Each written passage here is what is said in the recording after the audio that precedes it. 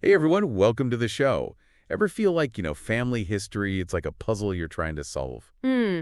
That's kind of what we're getting into today with How to Share an Egg by Bonny Reichert. Okay, yeah. It's a memoir, but with her father's Holocaust survival story woven in. Right. It kind of feels like historical fiction sometimes. I can see that. You can find the book link in the description, by the way. Yeah. Make sure to like and subscribe so you don't miss the rest of this deep dive. Good idea. We're going to uncover some pretty fascinating stuff about family, memory, Hmm. and how food can be this powerful symbol of, well, both. So right away, what hit me is how the book opens. Oh, yeah. Bonnie's elderly father, Shlomo, Okay. he's fixated on this trip to Warsaw to find his grandfather's tomb, Wow. and he's a Holocaust survivor. Right? So this journey, it's heavy, Yeah. A sense of urgency, the weight of history. It's not just a grave, yeah? It's about reclaiming something. A piece of the past. Exactly. And Bonnie, she's skeptical at first, but she goes with him. It's 1994. Okay. She's a successful journalist Right. leading a very different life. Totally. You have Bonnie, comfortable Canadian upbringing, Yeah, riding her bike, Edmonton streets, sunny, right. and then her dad carrying these horrific Holocaust This experiences. is such a contrast. Huge. And it's fascinating how he told her those stories as a child, Yeah, not hiding the fact that, something terrible happened, right. but shielding her from the true horrors. A lot of children of survivors deal with this. I bet. How do you understand your parents' past Yeah, without being overwhelmed? right. How do you form your own identity when it's so tied up with trauma? That's where the book's structure comes in. Okay. It's unique. 5 parts, Ah, each chapter, named after food, interesting. and each food has a symbolic role. Like what? Well, first chapter is borscht, Simple dish. but so many layers. Okay. The borscht they eat in Warsaw, her mother's rejection of, old country foods, Ah. and even further back, the meager meals her dad ate to survive. Wow. It shows how food becomes this language Yeah. for understanding their history, their emotions, their relationship to the past, That's beautiful. And in Warsaw, while searching for the tomb, Yeah. big Jewish cemetery, Right. Bonnie, she discovers something. What's that? Her great-grandfather, Shlomo Rothblatt, Okay. he wasn't just some, nobody. Right. He was a respected scholar. Within the community. Yes.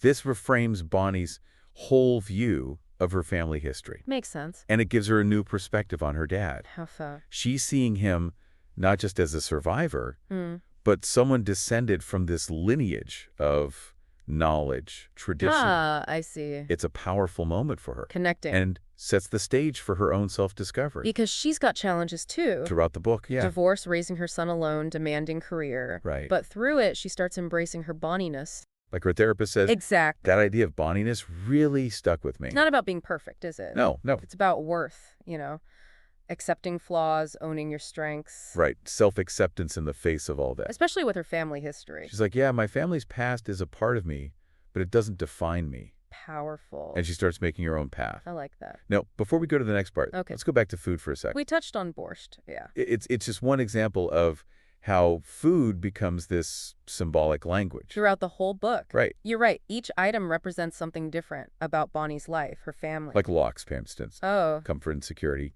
Her dad makes her a lox sandwich. After a scary experience, right? Yes. It's this anchor of safety, love. Beautiful. Then there's stew. Okay. More complex, huh?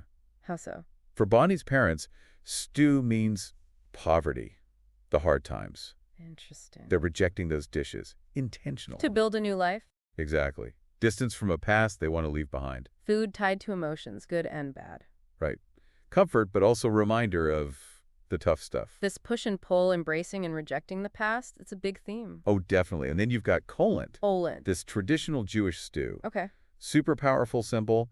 Her father's childhood, family traditions broken by the Holocaust, Right. connection to his roots, To a lost world. but not forgotten. It's like with Colin, she's not just tasting food. Right. She's tasting memories, a whole sensory experience, emotional, Yeah, you know, totally. connecting to her dad's past in a way words just can't. Exactly. And it's not just like her father's past she's dealing with. Right. Bonnie's also, figuring out her own choices. Yeah, how they shaped her life. Exactly. This is where the food connection gets even more interesting, I think. Oh, totally. Like with her relationships, early on, Especially that first marriage. you see her looking for validation outside herself. Trying to be the perfect wife, kind of. Right. Fitting a mold, that doesn't really suit her deep down. And that shows up in her relationship with food, even. How so? Well, she talks about, like, feeling pressure to cook these fancy meals. For her Even though husband, she did enjoy it. it's almost like she's trying to create this image. Of, like, domestic bliss. But it's fake, not real. It all ties back into that authenticity thing that runs through the whole book. Oh, for sure. And then that marriage ends. Right. Single mom, got to build a new life. For herself and Jamie, her son. And remember, all this is happening as she's learning more about her father's Holocaust experience. 2 stories kind of woven together. Each one affecting the other. Figuring out her life, but also coming to terms with this huge trauma he went through. That's where therapy comes in, Her right? therapist. Who tells her to love her Bonniness. Like we talked about. It's a real turning point. Giving herself permission to just be. Be herself. And not just accepting herself, but also finding her voice, Through writing. Yes, she starts doing food articles. There's the newspaper. Exploring the deeper meaning of food. You can tell she's passionate about it. It's not just, here's a recipe. Lots of stories behind the food. Cultural stuff, the emotions. Yeah, exactly. Food is like a lens for her. To see history, identity, even trauma. Which makes sense with her family and all. How central food's always been. Totally.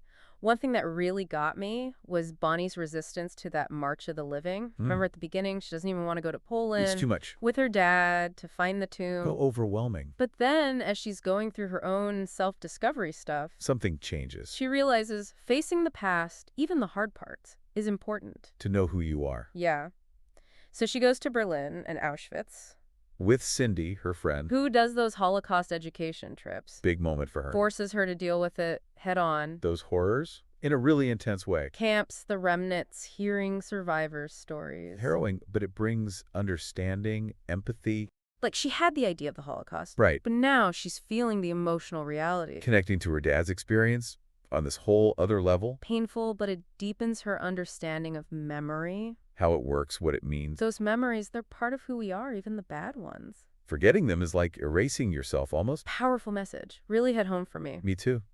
And while all this is going on, her relationship with her father, it keeps changing. They go beyond those, lighter stories from her childhood. More honest conversations. Hard ones. It's not easy. They disagree, but you see the love there, the respect. Father-daughter relationship in all its messy glory. Both dealing with their versions of the past. But together, helping each other through it. And that's what I find so, engaging about this book. It's not just about the Holocaust, is it? No, it's about how trauma echoes. How those experiences shape us. Finding our own way to heal. And while she's working through all that, her mother's health takes a turn. Oh, yeah. Another layer, right? Kind of lost to deal with. She gets dementia. Heartbreaking to see, honestly.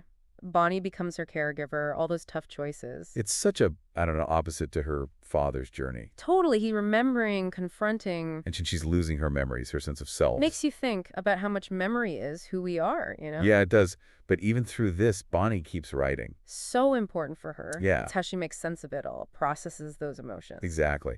And she goes even deeper into her family history. Beyond just her dad's stories. Researching ancestors, documents, piecing together these little bits of their lives. Not just dates and facts, though, right? It's about understanding them as people. The world they lost. She gets really fascinated by her grandma, Oodle. Maternal side, the one she never met. Like she's trying to give her a voice, Bringing her out of that Holocaust shadow. The book takes this turn then. It becomes about Oodle, who she was. What her life was like before. And for Bonnie, it's a way to connect with her own heritage. Filling in that missing piece. And food, it plays a part here too, of course. Right. She tries those old Jewish recipes. Connect to her grandma. Like colon, that stew her dad always talked about. Making that tangible link to the past. Tasting her heritage. That's more than just the taste, yeah. The rituals, those stories passed down, It's that connection to something bigger. Exactly. And through all this, Bonnie finds some peace, I think. Understanding, healing. Not all the answers, but she comes to terms with it. Her family, where she fits in. The ending, it's so well done. Not tied up in a bow. No, but there's that sense of still searching, still growing. Last scene is just her scrambling eggs for her dad. So simple, but it says so much. Beautiful. And you get this feeling like, yeah, the past was hard. Painful, losses, but there's still hope. Love, that chance for connection. Powerful stuff. Well, thanks for joining us on this deep dive into how to share an egg. Been a pleasure. Hope you found it, as thought-provoking as we did. I did. What stuck with you? Let us know in the comments. Yeah, share your favorite bits. And subscribe for more deep dives into all sorts of stuff. We'll see you next time. Until then, keep exploring, keep learning, and keep sharing those stories. Is there 6-3?